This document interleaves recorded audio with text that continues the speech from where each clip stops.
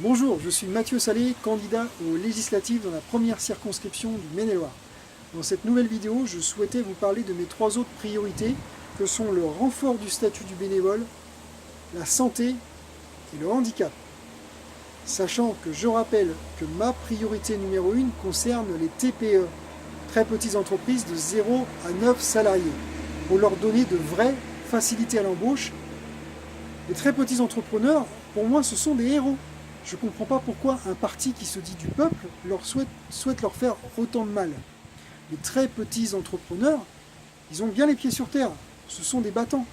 Ils ont eu ce courage de créer leur structure, leur propre structure, et ils ne comptent pas leurs heures en général. Si on leur donne de la facilité à embaucher, je peux vous assurer qu'ils auront ce même courage pour créer des emplois. On a 3 millions de TPE en France. On a 3 millions de chômeurs en catégorie A. 3 millions moins 3 millions égale 0. Pourquoi je dis que c'est ma priorité numéro 1? Parce que pour moi, régler le problème du chômage, ça va régler tous les autres problèmes, y compris celui de la sécurité.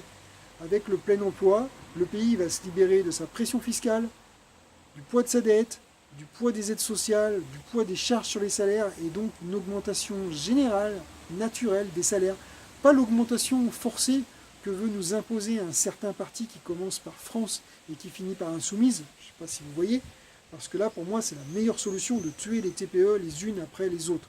Et je vous expliquerai pourquoi dans une dernière vidéo à venir.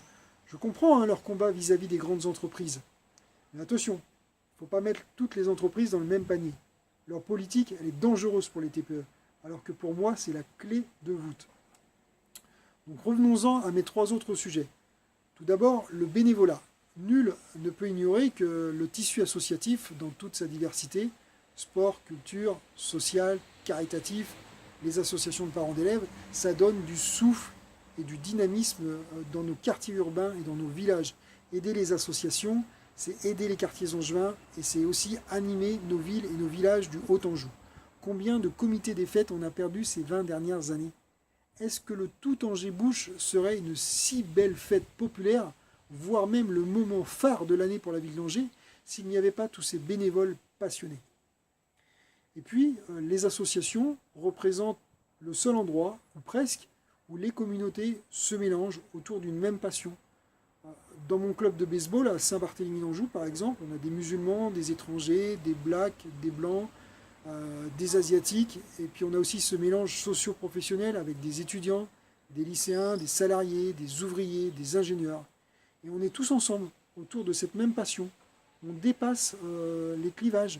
C'est ça la force d'une association. C'est de la mixité sociale, c'est de la cohésion sociale et on en a bien besoin. L'association, c'est aussi le développement de cette belle valeur qu'est le bénévolat, l'altruisme, faire des choses pour soi, mais aussi pour les autres, autour d'un projet commun, de manière complètement désintéressée. Et l'association, enfin, c'est de la solidarité. On se serre les coudes ensemble pour faire avancer les projets. Alors comment faire pour soutenir ce dynamisme, cette mixité sociale et cette solidarité? Eh bien, il faut renforcer le statut du bénévole et donner plus de budget au sport et à la culture. Dans ma vision du budget de l'État, dont je parlerai en conclusion de cette vidéo, j'augmente ces budgets. Pour le sport, je passe de 0,5 à 2,5 milliards d'euros pour booster les projets des fédérations sportives. À l'attention du sport pour tous. Je ne parle pas du sport élite, je parle bien du sport pour tous et aussi pour le sport adapté au handicap. Pour la culture, j'augmente le budget de 1,5 à 3,5 milliards d'euros. Concernant le statut du bénévolat, j'émets deux idées. La première, c'est la création d'un vrai RTT trimestriel, 4 par an, cofinancé par l'entreprise et par l'État, pour les présidents, les trésoriers et les secrétaires d'associations.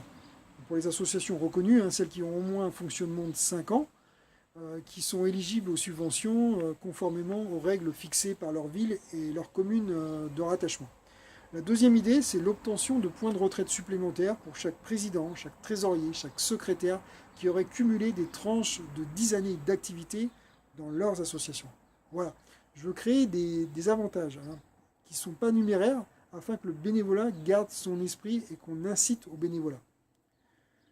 Sur la santé, je veux également booster le budget de l'État afin de le passer de 1,5 à 4 milliards d'euros. Bref, un vrai bond en avant pour développer les maisons de santé dans les secteurs ruraux, pour renforcer les effectifs dans les hôpitaux, pour investir dans des équipements, pour qu'on n'ait plus à attendre des mois et des mois pour faire des examens ophtalmo, passer un scanner, passer une IRM.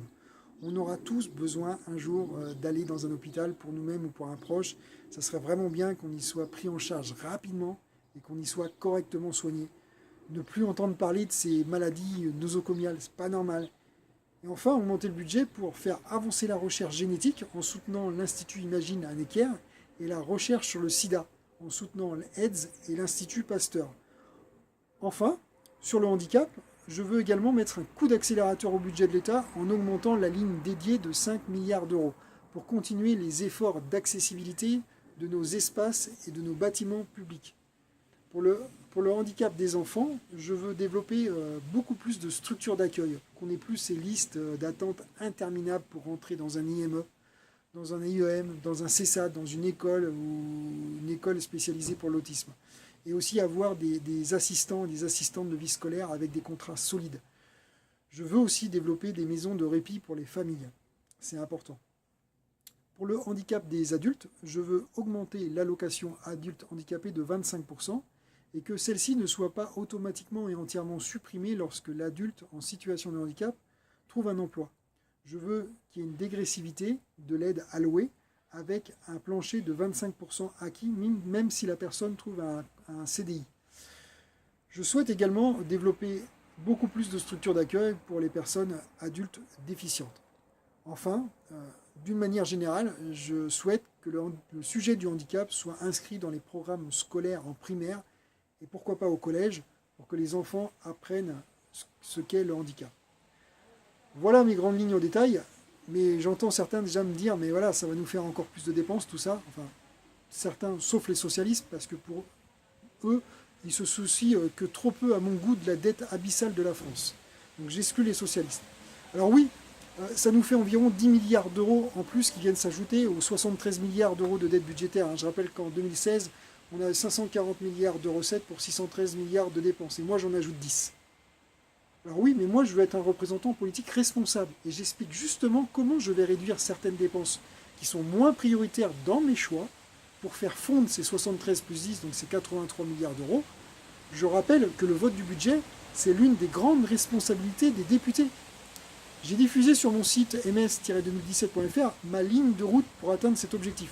Vous pouvez la télécharger sur la page, le menu Ma vision politique. Tout est clair, tout est transparent. Ainsi, je demande la suppression progressive sur 5 ans du CICE pour déjà économiser en 38 à 40 milliards d'euros. Ensuite, je supprime, oui, des postes de fonctionnaires dans l'enseignement qui est le plus gros poste de dépenses de l'État avec 67 milliards d'euros. Avec un bon logiciel, je crois qu'on peut faire aussi bien, voire même mieux, tout en économisant 8 milliards d'euros et tout en réduisant le nombre d'élèves par classe. Expliquez-moi pourquoi on a un ratio d'un adulte, un fonctionnaire, pour 12 élèves scolarisés de la primaire au lycée avec un tel résultat catastrophique. Expliquez-moi pourquoi 20% des fonctionnaires de l'enseignement n'ont jamais vu un élève. Est-ce qu'il faut vraiment une personne non productive, entre guillemets, pour gérer 4 personnes productives? Voilà.